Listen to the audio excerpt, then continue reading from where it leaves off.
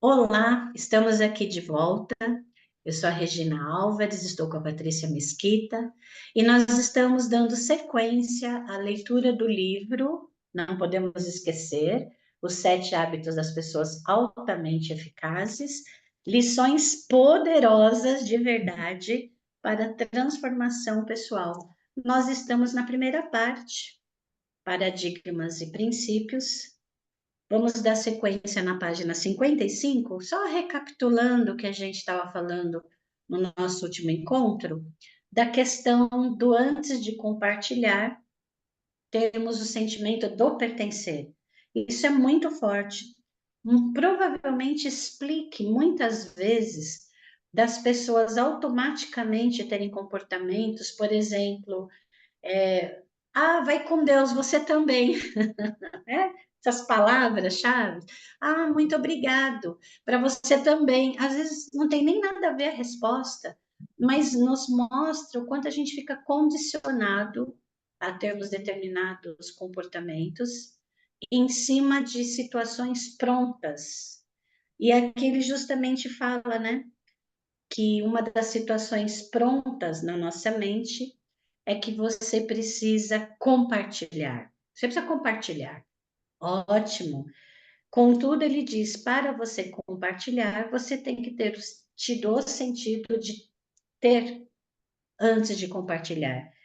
E é verdade, né? Aqui ele comenta ainda que provavelmente existem pessoas que nunca tiveram a sensação de ser donas de si mesmas, desprovidas da noção de identidade e valor como pessoas. Olha só aquela historinha que ele contou da filha do aniversário, dos brinquedos, que se negava a entregar os princípios do pai. Ah, ela não quer dar porque ela é egoísta, que ela não gosta de colaborar, não gosta de compartilhar, que é o que a gente geralmente acredita que as pessoas ao nosso redor estão pensando quando a gente vive uma situação semelhante.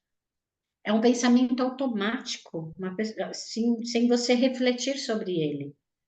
Então, para mim, ficou muito forte essa questão do você, antes de compartilhar, ter o sentimento do ter. Perfeito. E eu Então, aqui na acredito página que, só complementando rapidinho, Rick, agora você lendo aquilo que eu falei, né? Eu acho que só esse parágrafo aqui já é uma aula de vida, porque eu acredito, para mim, ampliou muito a questão da empatia, ler isso daqui, né? Porque ele fala que por isso que as pessoas têm dificuldades em compartilhar nos casamentos, nas famílias, nas relações de amizade, profissional, em todo relacionamento, porque de repente essa pessoa nunca experimentou a sensação de ser dona dela mesma. Há quanto tempo essa pessoa está vivendo na ética da personalidade? Está fingindo ser uma coisa que ela não é, que ela não se sente à vontade para ser quem ela é. Então, para mim caiu uma ficha dessa, assim, sabe, das pessoas que de repente a gente julga ou que a gente coloca numa etiqueta, né, num rótulo de que essa pessoa é assim, essa pessoa é assado. E quando se você parar para analisar nisso, sobre essa perspectiva, sobre esse ponto de vista, você pode ver que pode ter um sofrimento ali guardado, né, no final das contas. E que cabe a nós, dentro do possível, que nem sempre depende do nível de maturidade de todo mundo, abrir, ser um espaço seguro para essa pessoa, de repente, dar um primeiro passo. Acho que é uma forma até de generosidade da nossa parte, se a gente puder ser essa pessoa segura, onde os outros se sintam confortáveis para serem eles mesmos. E também sobre a filha, duas coisas, né, da historinha da criança. Uma é assim, quanto tempo que o pai levou para ter um comportamento considerado não egoísta? Será que ele, na idade da filha, ele não agia da mesma forma, né? E ele estava cobrando ali dela uma maturidade que ela ainda nem teve tempo de vida de vivenciar? E também, quando a gente leu da outra vez, né, eu falei que o meu pensamento, primeiro foi assim, por que que essas crianças estão pedindo para brincar com brinquedo novo? E cadê os pais dessas crianças que não estão falando para elas que, querido, você deu o presente é da coleguinha. Ela não tem obrigação de abrir na festa, no meio de todo mundo, e compartilhar isso com você, que de repente a outra criança vai até quebrar o brinquedo dela antes dela aproveitar. Então, aquilo que você falou, né? Para você chamou a atenção que a primeira coisa que ele fez foi reparar nas pessoas que estavam olhando. Ele se sentiu constrangido por causa desse julgamento, mas que, na verdade, o pensamento dele poderia ter sido totalmente contrário, poderia ter sido esse daí, falar, o que que essas crianças estão pressionando minha filha aqui, e os pais estão olhando e não estão agindo. Então, realmente, o problema, aquilo que ele fala, né? O problema é a forma como a gente vê o problema. Se ele tivesse outra perspectiva, ele nem teria julgado a filha dele como egoísta, e sim as outras crianças como um comportamento inadequado, né, com relação a ela. Sim, perfeito, Paty. Então, agora a gente vai dar sequência na página 55. O problema é o modo como vemos o problema. Nossa, você acabou de falar, né, É Paty? Olha verdade. só, você deu a introdução. As pessoas ficam intrigadas quando veem que acontecem coisas boas nas vidas de indivíduos, famílias e organizações baseadas em princípios sólidos. Admiram a força pessoal e a maturidade, a unidade familiar e o trabalho em equipe, e também a flexibilidade da cultura organizacional sinérgica. E sua primeira reação é bastante reveladora de seu paradigma básico. Como isso é possível? Mostre as técnicas utilizadas. O que estão realmente dizendo é: mostre uma solução ou dê um conselho milagroso que alivie a dor da minha condição.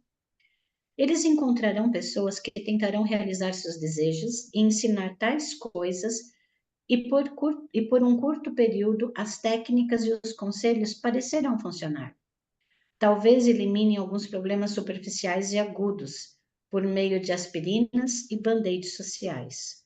Mas a condição problemática crônica básica permanece, e mais dia menos dia, os sintomas agudos voltarão a se manifestar. Quanto mais as pessoas se concentram nas soluções rápidas para resolver os problemas agudos e aliviar a dor, mais esta atitude contribui para piorar o caráter crônico da situação. A maneira como vemos o problema é o problema. Aqui eu diria que é ir na causa, né? E que band-aids sociais é aquilo que você coloca não para resolver, mas para minimizar uma dor.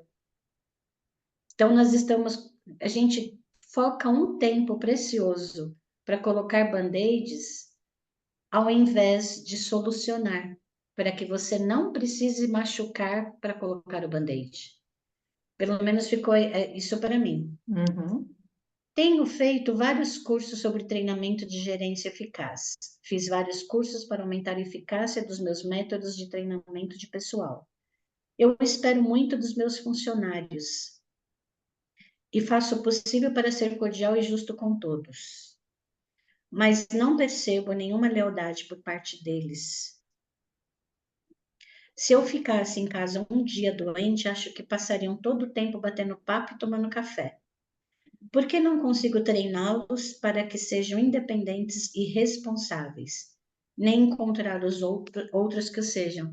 Fiquei pensando aqui, se, considerando que eu não tenha desenvolvido a, vamos dizer, característica ou uma habilidade de pertencer, isso é meu, antes de compartilhar. Muito provavelmente eu vou viver uma relação vitimizadora, talvez, pelo que ele está falando aqui. Ah, se eu ficasse doente, essas pessoas. É. Então, o problema está na forma como você vê o problema. Ele vê como problema a maneira como as pessoas reagem e deixam de reagir diferente dele. Aonde está o problema? As pessoas são diferentes. O problema está onde você vê, como você vê o problema. As pessoas são diferentes e vão ter reações diferentes da nossa. E nem por isso elas estão deixando de ser solidárias. Mas para ele, a maneira como ele vê o problema, ele fez tudo, ele fez curso, ele é leal, ele se preocupa, mas na hora dos outros se preocuparem comigo, não se preocupam comigo. Então ele fala, né, que a ética da personalidade diz que posso tomar algumas atitudes dramáticas, olha aí, para obrigar meus empregados a tomar jeito e a dar valor ao que possuem. O que eu posso descobrir, ou que eu posso descobrir algum programa de treinamento motivacional que os torne mais interessados. Em último caso, posso contratar outras pessoas mais competentes para o serviço. Mas não é possível que por trás desse comportamento aparentemente desleal exista um questionamento quanto à minha real atitude, no que se refere aos interesses deles, eles não poderiam sentir que os trato como objeto inanimados? Haveria alguma verdade nisso? Lá no fundo, de que maneira eu os vejo realmente? Há alguma chance de que o modo como vejo as pessoas que trabalham para mim faça parte do problema? Tenho tanta coisa para fazer, nunca dá tempo. Eu me sinto pressionado e tenso o dia inteiro, 7 dias por semana. Compareci a seminários sobre organização do tempo, tentei meia dúzia de sistemas de planejamento diferentes. Eles ajudaram um pouco, mas ainda assim eu percebo que não estou levando a vida feliz, produtiva e pacífica que pretendia. A ética da personalidade me diz que existe algo capaz de resolver meu problema. Um novo método de planejamento, um seminário que vai me ajudar a lidar com todas as pressões de forma mais eficaz. Entretanto, não haveria uma chance de que a eficiência não seja a resposta? Será que fazer mais coisas em menos tempo vai mesmo fazer diferença? Ou apenas aumentar a velocidade com que reagem as pessoas e circunstâncias que parecem controlar a minha vida? Não poderia haver algo que preciso notar de modo mais profundo, mais fundamental? Um paradigma dentro de mim que afete o modo como vejo o tempo, a vida e a minha própria natureza? Aqui é muito mais fácil e me parece ser o comportamento mais imediato que a gente tem, responsabilizar o resultado por que alguém deixou de fazer alguma coisa. Então, eles não fizeram, eles não foram, eles não me deram retorno. Então, assim, eu trabalho o dia inteiro, faço muito mais que todo mundo, mas ninguém me ajuda. Então, como se fosse assim, ó, a nossa primeira conduta é responsabilizar o outro por coisas que não estão dando certo. Como você falou quando a gente conversou anteriormente, terceirizar o problema. Quanto mais eu terceirizo o problema, menos assumo a responsabilidade, mais deixo o controle na mão do outro. E depois reclamo que o outro está levando as coisas para o lugar que ele queria, claro, está sendo permitido que ele leve a situação pelo caminho que ele acha, porque eu estou dando este poder ao outro, é o outro que deixou de fazer.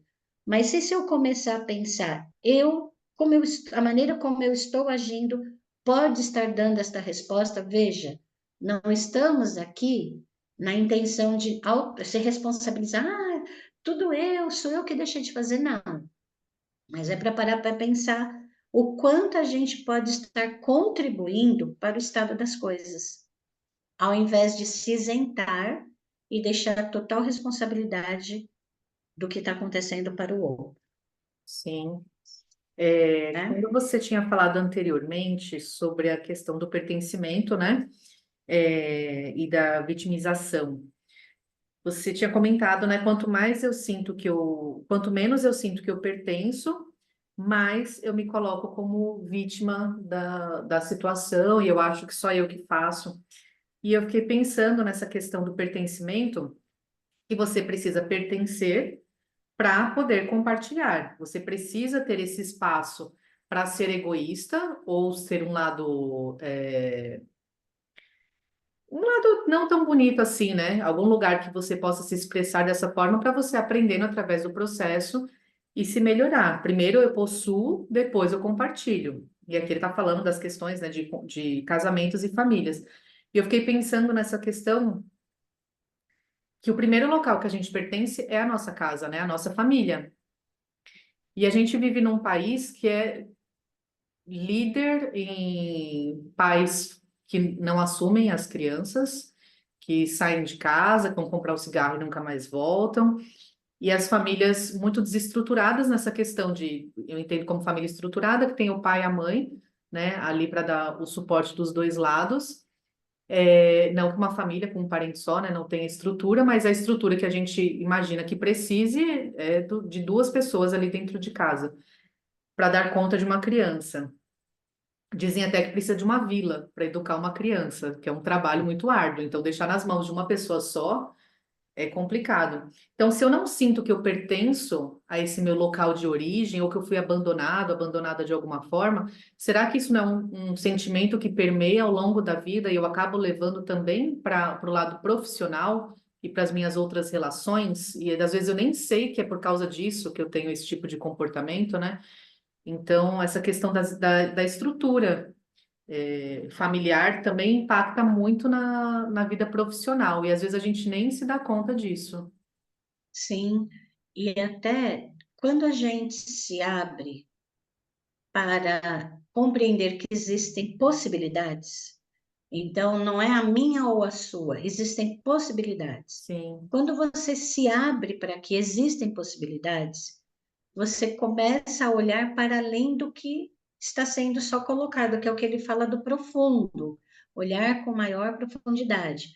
Então não tem o meu jeito, ou o seu jeito, ou o nosso jeito, existem vários jeitos. sim, E cada jeito vai funcionar naquele momento para aquela pessoa, de acordo com o que ela entende como é melhor, ou ela nem pensa sobre isso, é a maneira que ela faça, mas é que me faz pensar sobre isso, que existem várias formas. E a forma ideal é aquela que responde da melhor forma para você. sim, E é isso que eu digo que traz paz, que é quando você deixa de olhar por uma única via, um único sim, viés, mas que você tenha um leque de possibilidades. E sim, dependendo da área, você pode, da área escolhida, área familiar, por exemplo, área profissional, ou qualquer área, você possa ter, pela sua percepção, maneiras diferentes de agir, até sim, formas diferentes de agir. Você pode ter os princípios, algo que antecede. Então, assim, vou pensar aqui, né? Para essa situação, quais competências eu preciso trazer para esta situação do meu ponto de vista? Quais competências que eu preciso trazer aqui agora para essa situação? E lançar a mão no meio de tantas que você conheça, qual aquela que melhor vai criar condições para você evoluir e se desenvolver.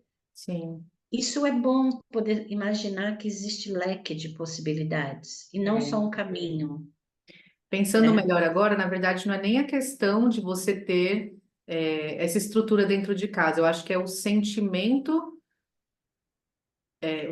não, é a estrutura que você tem dentro da casa que vai fazer você pertencer ou não. Que você pode ter lá o pai e a mãe, e mesmo assim você sentir que não pertence. Você pode ser criado por uma avó e achar que você e sentir que você pertence àquele lugar. Então, eu acho que essa estrutura da infância que marca tanto a gente, de repente você achar que você está num lugar que você não é benquisto ou que você não pode ser você mesmo desde pequeno. E isso você pode acabar carregando ao longo da vida. E aí, como você falou, você tem um leque de possibilidades de corrigir isso, entre aspas. Só que primeiro você tem que ter consciência É. disso, né? Que é essa dor que você vem carregando de não pertencer e por isso eu não compartilho e eu me fecho e eu não consigo ter essas relações em nenhuma área da minha vida. E aí é mais fácil você falar o meu jeito é o certo, É, porque você não precisa pensar. Você não precisa pensar, você não precisa se dispor a fazer uma coisa diferente, porque o meu jeito está certo. Aqui, ó, foi isso que eu aprendi, tá certo. E para ele tá certo mesmo. sim, Para ele tá certo. Nesse momento é o que está resolvendo alguma coisa para ele. E a gente vai olhar para essa situação. Aí vem o círculo da influência, né? Que nós vamos falar em algum momento, e da preocupação. sim, Que existem coisas que eu não posso, não está na minha alçada, sabe? Ter controle sobre ele. Então, é por isso que ele fala, esse livro é muito sábio no tema dele. Lições poderosas para transformação pessoal. Estamos falando de nós, de mim, de você, falando de você, falando uhum, de mim. E ainda, juntas aqui, a transformação ela está acontecendo de maneiras totalmente diferentes de uma para outra. Nossos exemplos, nossas vivências, até os argumentos que a gente utiliza é embasado nas nossas vivências. sim, E tudo bem. E dá para se conversar com vivências diferentes. Olha só, nós temos idades diferentes. Nós somos de geração diferente. E a gente consegue conversar, no mesmo livro sobre nossas perspectivas e estar aberta. Esse é o convite que eu sinto, estar aberta para ouvir e pegar do que você está escutando o que lhe convém, o que é bom. Isso aqui eu pego disso, e formar um seu que seja uma coxa de retalhos, Sim. mas com significado, né? Meu casamento empacou. Nós não brigamos nem discutimos, simplesmente não nos amamos mais. Fizemos terapia de casal, tentamos inúmeras outras coisas, mas não conseguimos mais ressuscitar os sentimentos antigos. Segundo a ética da personalidade, há um novo livro ou um seminário no qual as pessoas colocam todos os sentimentos para fora. E isso vai ajudar minha esposa a me entender melhor. Ou quem sabe seja melhor, seja mesmo inútil continuar tentando e só um novo relacionamento possa fornecer o amor de que tanto necessito. Mas é possível que minha esposa não seja o problema real? Poderia eu estar promovendo a fraqueza dela, tornando minha vida uma consequência da forma como a trato? Será que eu tenho algum paradigma básico referente à minha esposa, ao casamento, ao amor, como deve ser, que esteja alimentando o problema? Dá para perceber como os paradigmas da ética da personalidade afetam profundamente a própria maneira como encaramos os problemas, bem como as tentativas de solução que adotamos? Quer as pessoas vejam isso ou não, muita gente vem se desiludindo com as promessas vazias da ética da personalidade. Em minhas viagens pelos Estados Unidos e em trabalhos com instituições, percebo que os executivos com visão de longo prazo não dão a menor importância à psicologia de estímulos fáceis e aos conferencistas motivacionais que não trazem nada além de histórias divertidas entremeadas de lugares comuns. Eles querem substância, querem processos, desejam muito mais do que as aspirinas e os band-aids. Eles precisam solucionar os problemas intrínsecos, crônicos e se concentrar nos princípios que fornecem resultados a longo prazo. Inclusive, aqui eu deixo um adendo: este é o objetivo da Iluminari. Exatamente. A gente quer, porque somos assim. Só o fato da gente estar pegando esse livro e fazendo leitura aprofundada e aqui trocando, compartilhando nossas ideias, nossos pensamentos, já diz, a gente quer processo. A gente quer muito mais do que aspirina, quer uma coisa mais profunda. Quero solucionar problemas intrínsecos, crônicos, concentrar nos princípios. E é esse tipo de cliente que a gente busca, de empresas que a gente deseja, de pessoa física que a gente que queiram isso que a gente tem para oferecer. Quando a gente tem essa clareza de como a gente se conversa conosco e como a gente quer conversar com o outro, fica até mais fácil da gente criar estratégias, recursos para fazer isso acontecer. Então, quanto mais o autoconhecimento, quanto mais eu compreendo quem eu sou, mais fica fácil de eu compreender o outro. Eu fecharia a minha parte aqui, Paty, que você vai continuar aí, né? Sim. É, e realmente esses cursos oferecidos, né, os conferencistas motivacionais, são muito tentadores. Eu mesma já caí algumas vezes, para falar a verdade, porque a gente vai passando por processos. Então, quando tinha essa coisa de você muda a sua mentalidade, você muda tudo, pensando positivo, né? Só que de uma forma na ética da personalidade, não mude a sua mentalidade profundamente, reavaliando seus valores, seus princípios, seus paradigmas. Era só, não, acorde, olhe no espelho e diga para você tais frases que você vai ganhar, você vai ficar rico em um mês. Então, assim, não nesse estado, né? Mas eu já comprei, já consumi alguns cursos que prometiam e não entregaram, porque prometiam coisas rápidas, né? O conhecimento rápido. E a gente sabe que, como ele está falando aqui, são estímulos fáceis e não vão trazer nada além de histórias divertidas, entremeadas de lugares comuns, que também me lembra o filme Sim, Senhor, né? É só você falar sim para tudo que acontece na sua vida. Então, uma banda que você nem gosta, você tem que ir lá assistir. Um lugar que você nem quer, você tem que ir lá viajar, porque você tem que falar sim. Você não pode falar não para não ser uma pessoa negativa e atrair coisas negativas para sua vida. Claro que ele tem situações positivas que ele deixaria de aproveitar se ele falasse não para tudo, Mas claro que ali está trazendo um exagero, mostrando essa outra parte. Então, esse pensamento rápido e fácil pode levar a gente para lugares complicados também. Ao invés de facilitar a nossa vida, pode dificultar ainda mais. Então, um novo nível de pensamento. Vamos lá, dando continuidade, página 58. Albert Einstein disse: os problemas significativos com os quais nos deparamos não podem ser resolvidos no mesmo nível de pensamento em que estávamos quando eles foram criados. Quando olhamos à nossa volta e para nosso íntimo, identificamos os problemas criados pela convivência e pela interação com a ética da personalidade.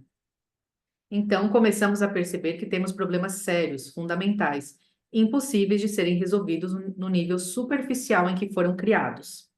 Precisamos de um novo estágio de pensamento, um nível mais profundo, um paradigma baseado nos princípios que descrevem exatamente o território efetivo da existência e das interações humanas. Assim, poderemos resolver as preocupações mais sérias. Os 7 hábitos das pessoas altamente eficazes tratam precisamente desse novo nível de pensamento. É uma abordagem centrada em princípios e baseada no caráter, que vem de dentro para fora e se volta para a eficácia pessoal e interpessoal. De dentro para fora significa começar consigo mesmo, ou melhor ainda, começar pelo mais íntimo, seus paradigmas, seu caráter e seus motivos. Dessa forma, se você pretende ter um casamento feliz, seja uma pessoa capaz de gerar energia positiva, afastando as más vibrações, em vez de atraí-las. Aqui nesse trechinho ele complementa, né, aquela coisa do ter e do ser. Se você quer ter um casamento feliz, você precisa ser uma pessoa que gera essa energia, que vai dar espaço para a felicidade acontecer. E aqui ele fala, né, da questão das energias, afastando as más vibrações, só que num sentido muito mais profundo. Diferente desse que a gente estava falando antes, de só vou pensar positivo e meu casamento magicamente vai se resolver. Se você pretende ter um filho adolescente que coopere mais, seja um pai mais compreensivo, solidário, coerente e amoroso. Se pretende ter mais liberdade, mais latitude em seu trabalho, seja um empregado mais responsável, generoso e envolvido com a sua atividade. Se pretende conquistar a confiança das pessoas, seja confiável. Se busca a grandeza secundária do reconhecimento do seu talento, concentre-se inicialmente na grandeza primária do caráter.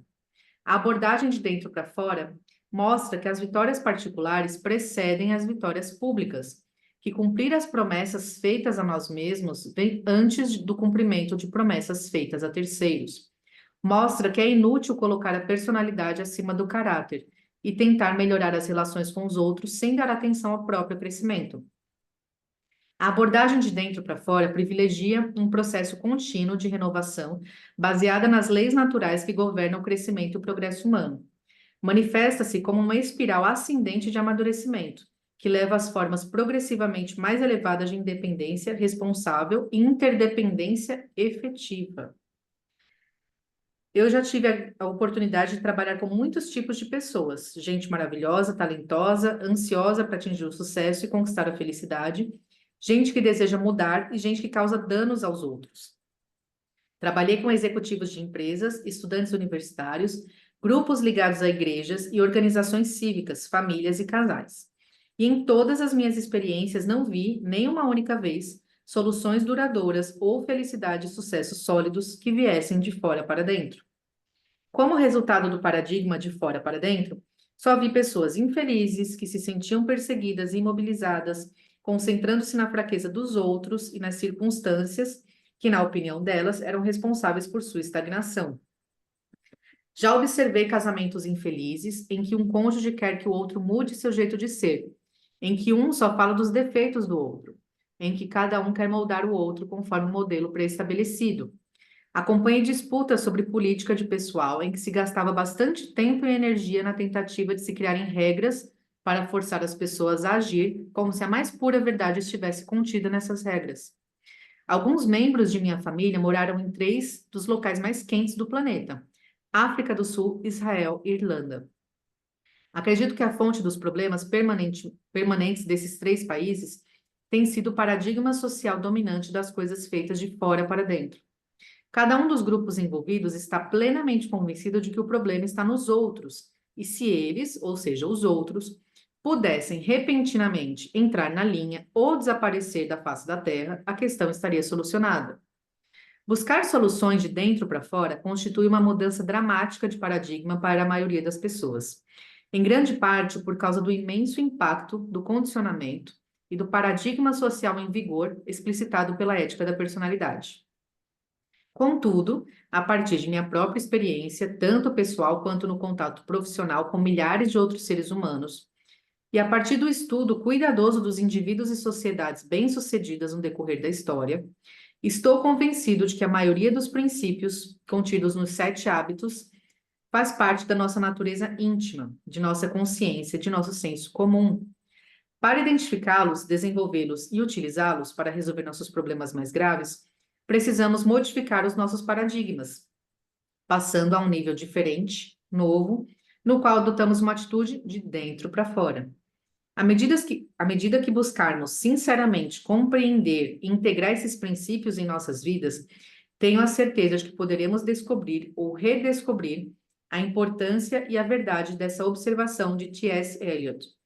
Não devemos parar de explorar, e o fim de toda a nossa exploração será chegar ao ponto de partida e ver o lugar pela primeira vez. Muito conteúdo, muita coisa interessante que ele falou aqui nessa parte, né?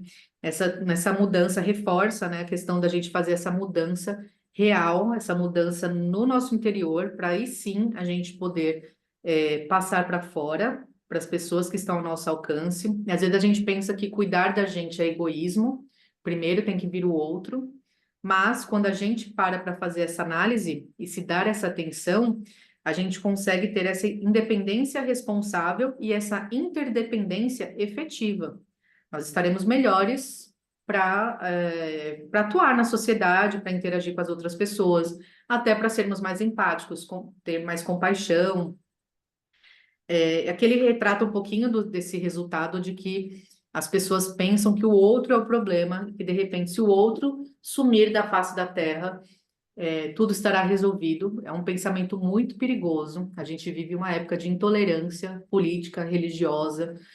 E se a gente pensar, né, que quem vota em tal pessoa, se sumisse da Terra, tudo estaria perfeito, quem vota no outro, ou quem torce para tal time, que a gente vê que ainda absurdamente acontece muita violência por causa de esporte, de discordância de time de futebol, entre outros assuntos, né, que permeiam a nossa sociedade. Então, é um pensamento muito problemático, muito perigoso, inclusive.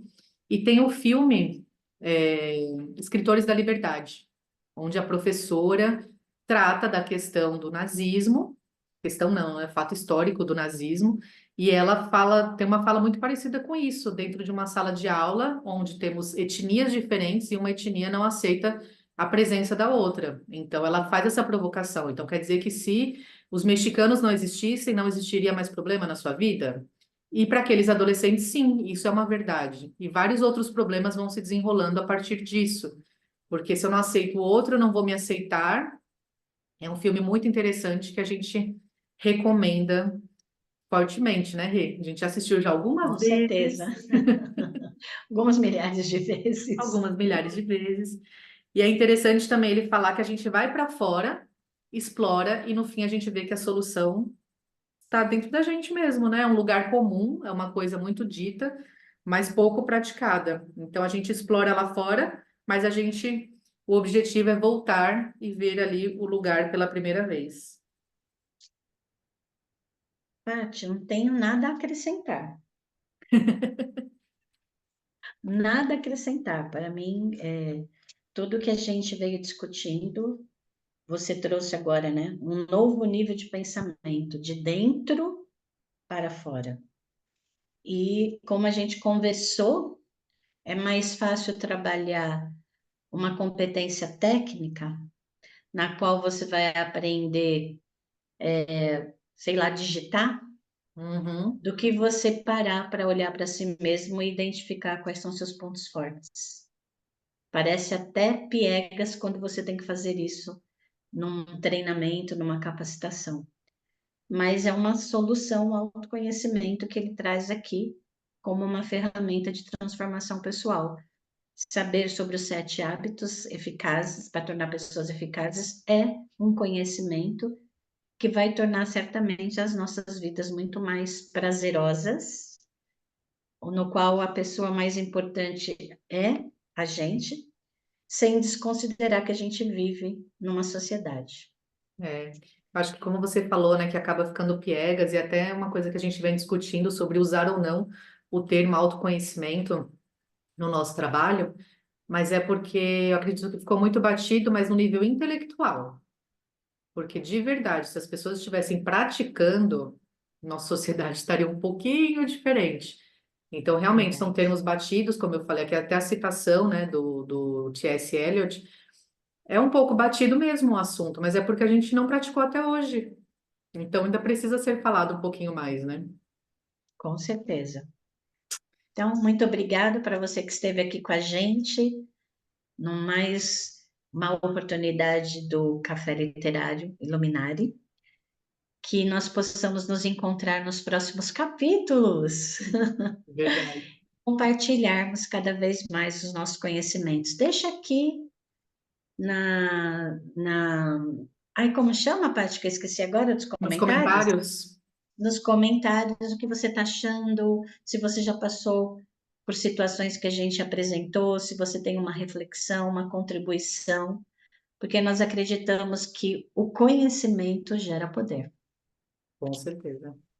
Até a Tchau, Paty. próxima. Tchau. Até.